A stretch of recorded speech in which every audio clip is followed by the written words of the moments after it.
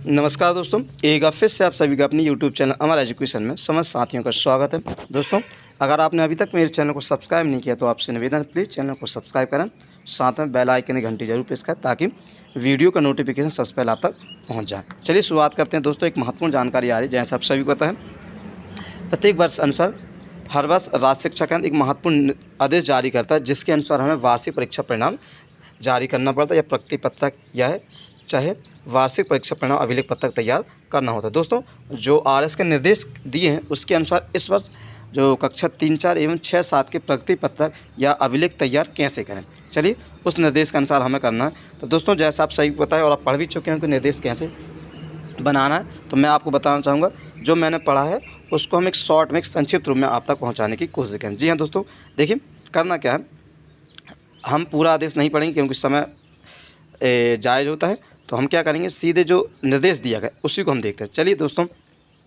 कक्षा 3 के लिए पहले बताना चाहूँगा क्या, क्योंकि इस FLN में भी जोड़ा गया कक्षा 3 को।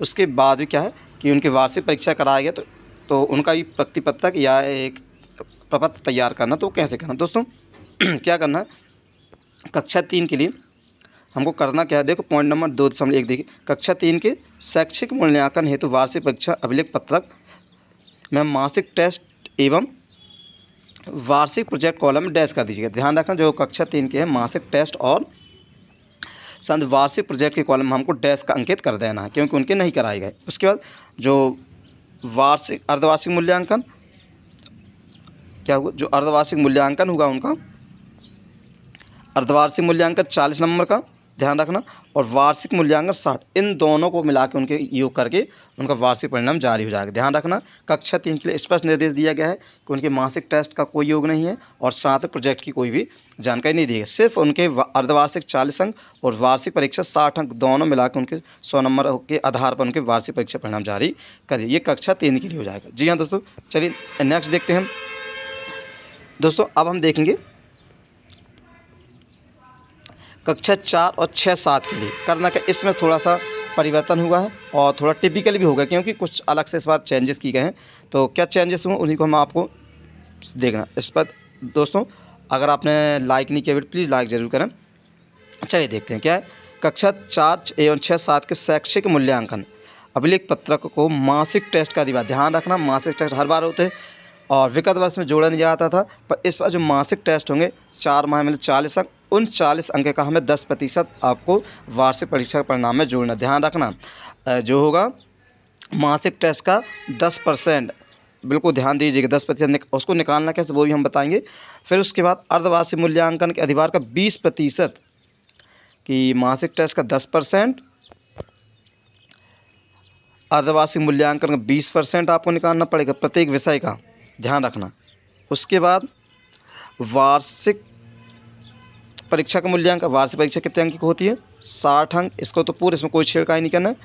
इसके बाद आपको वार्षिक जो प्रोजेक्ट होंगे 40, उनका 10% भी आपको जोड़ना पड़ेगा। बात समझ रहे होंगे मैंने क्या बोला, कि आपको मासिक टेस्ट जो 40 अंक के हो जाएंगे 4 में, उनका 10%, एक बार फिर से बता देता हूँ, फिर मासिक टेस्ट का 10%, ठीक है, अधिभार निकालना पड़ेगा। फिर अर्धवार्षिक का 20%, फिर वार्षिक मूल्यांकन 60 अंक की होती है उसका जोड़ना पड़ेगा।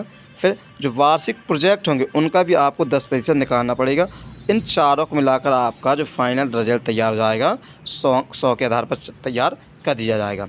तो दोस्तों, इसी को हम, चलिए जो पत्रक में कैसे भरना उसी पत्रक के अनुसार करना। दोस्तों, ये इसी प्रकार आपको कक्षा 4 और 6, 7 का प्रगति पत्रक या परिणाम जारी करना है या आपको तैयार करना। चलिए इसी को हम, चलिए दोस्तों, ये रहा प्रगति पत्रक जो राज्य शिक्षा केंद्र जारी किया है। तो इसी के अनुसार आपको भरना कैसे, देख हमने क्या बोला था कि आपको कि देखना क्या है, पहले अब पत्रक पूरा देखते हैं शुरू से। पहले क्रमांक, अनुक्रमांक, हर बच्चे का अनुक्रमांक आपको अंकित करना है। फिर स्कॉलर संख्या होती है, फिर विद्यार्थी का नाम, फिर माता का नाम, पिता का नाम, डेट ऑफ बर्थ और जाति। चलिए ये तो आप हर साल भरते, इसमें कोई आपको कन्फ्यूजन ना होगा और बनता भी होता आसानी से। चलिए अब आगे आते हैं मासिक टेस्ट। ध्यान दीजिए मासिक टेस्ट में कॉलम क्या दिए गए हैं इसमें देखना कि प्रथम द्वितीय जो 6 विषय उनके नाम दिए गए, प्रत्येक विषय का आपको 10% अधिभार निकालना है। दोस्तों ध्यान रखना, जैसे आपके प्रथम भाषा हिंदी है, उसके 4 माह के 10-10 जोड़ोगे तो उसका 40 हो जाएगा, 40। इसका हमें करने का 10%।